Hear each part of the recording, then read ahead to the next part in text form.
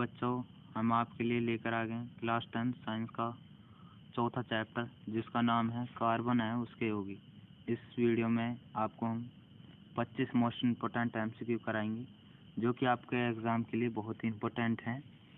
तो बच्चों, आपका ज़्यादा समय बर्बाद ना करते हुए चलते हैं। तो आपका यहाँ पर पहला MCQ आता है।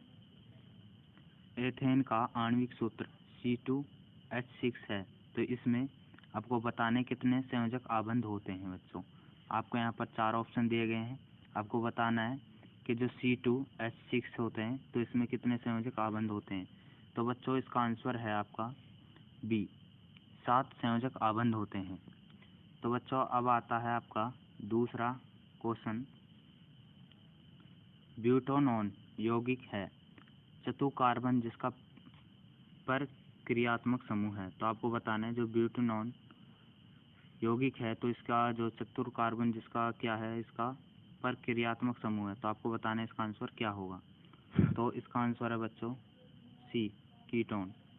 अब आता है बच्चों आपका तीसरा क्वेश्चन। खाना बनाते समय यदि बर्तन की तली बाहर से काली हो रही है, तो इसका मतलब है क्या है। तो इसका आंसर आपको बताना है। इसका आंसर बहुत ही ईजी है, तो बताइए कमेंट में इसका आंसर क्या होगा। तो बच्चों, जब ईंधन अच्छे से नहीं जलता है तो धुआं बहुत ही ज़्यादा फैलता है, जिससे बर्तन की तली काली हो जाती है। तो इसका आंसर है बच्चों आपका, इसका आंसर होगा बी, ईंधन पूरी तरह से नहीं जल रहा है। जब ईंधन पूरी तरह से नहीं जलता है तो ज़्यादा धुआं फैलता है। तो इसमें आपका ज़्यादा समय बर्बाद ना करते हुए अब चलते हैं आपका चौथा क्वेश्चन। सरलतम हाइड्रोकार्बन है, तो आपको बताना है बच्चों जो सरलतम हाइड्रोकार्बन है वो कौन सा है। तो देखो, सरलतम हाइड्रोकार्बन, तो इसका आंसर होगा बच्चों मेथेन। क्योंकि जब कार्बन का बनाते हैं हम सरलतम, देखो ये बॉन्ड, एक बॉन्ड यहाँ पर, एक बॉन्ड यहाँ पर, तो ये बहुत ही इजी है। तो ये सरलतम हाइड्रोकार्बन है। तो अब आएगा बच्चों आपका पांचवा क्वेश्चन आएगा।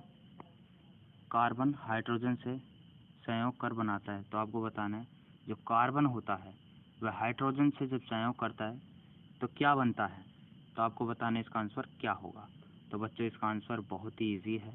तो इसका आंसर है सी, हाइड्रोकार्बन।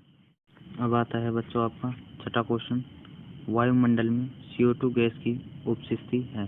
तो आपको बताना है जो वायुमंडल होता है उसमें CO2 गैस कितनी होती है। तो इसका आंसर है बच्चों डी। अब आता है आपका यहाँ पर सातवां क्वेश्चन। सल्फ्यूरिक अम्ल का अणुसूत्र होता है।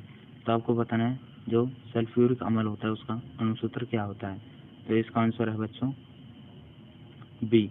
अब आता है बच्चों आपका यहाँ आठवां क्वेश्चन।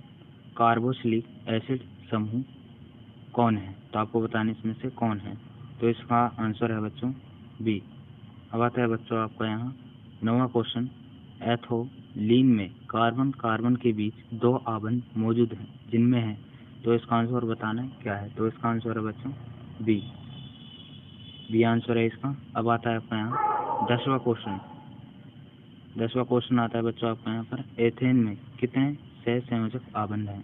तो आपको बताना है एथेन होता है उसमें कितने सहसंयोजक आबंध होते हैं। तो इसका आंसर है बच्चों 7 है इसका आंसर बच्चों।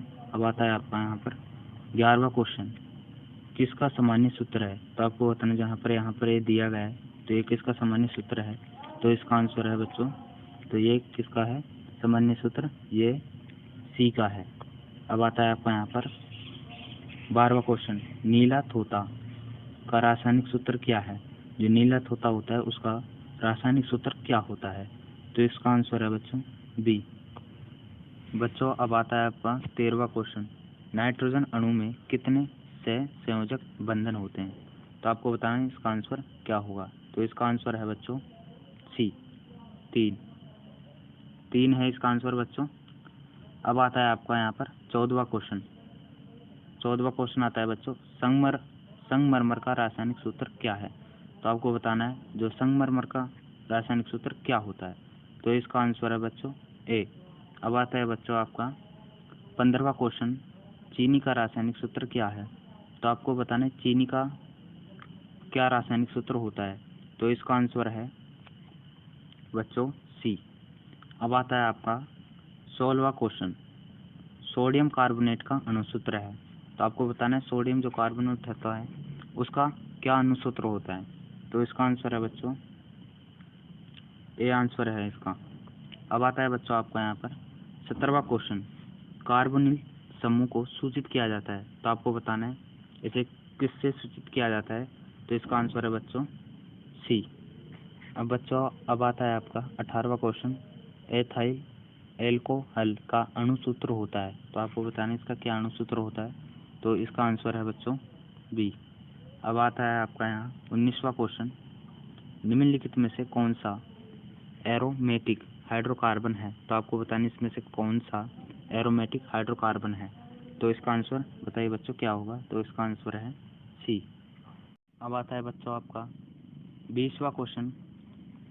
निम्न में से किस हाइड्रोकार्बन के 3 आबंध होते हैं। तो आपको बताना है आपको यहाँ पर 4 ऑप्शन दिए गए हैं। इनमें से हाइड्रोकार्बन के 3 आबंध कौन से हैं। तो इसका आंसर है बच्चों सी। अब आता है बच्चों आपका 21वां क्वेश्चन। तो इसका आंसर बताना है आपको कमेंट में इसका आंसर क्या होगा। तो इसका आंसर है बच्चों सी। अब आता है बच्चों आपका यहाँ 22वां क्वेश्चन आता है। एथेनॉल का क्रियाशील मूलक है। तो बताना एथेनॉल का क्रियाशील मूलक क्या है। तो इसका आंसर है बच्चों ए।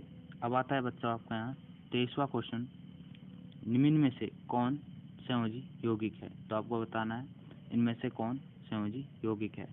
तो इसका आंसर होगा बच्चों ए। अब आता है बच्चों आपका यहाँ 24वां क्वेश्चन आता है। SOOH अभिक्रियाशील मूलक को क्या कहते हैं। जो COOH अभिक्रियाशील मूलक को क्या कहते हैं। आपको बताना है इसका आंसर क्या होगा। तो इसे कहते हैं बच्चों अम्ल। अब आता है बच्चों आपका लास्ट क्वेश्चन है ये। तो 25वां क्वेश्चन है आपका लास्ट है। CHO क्रियाशील मूलक को क्या कहते हैं। जो CHO क्रियाशील मूलक होता है तो उसको क्या कहते हैं। तो इसका आंसर है बच्चों तो इसका आंसर है आपका बी आंसर है बच्चों इसका।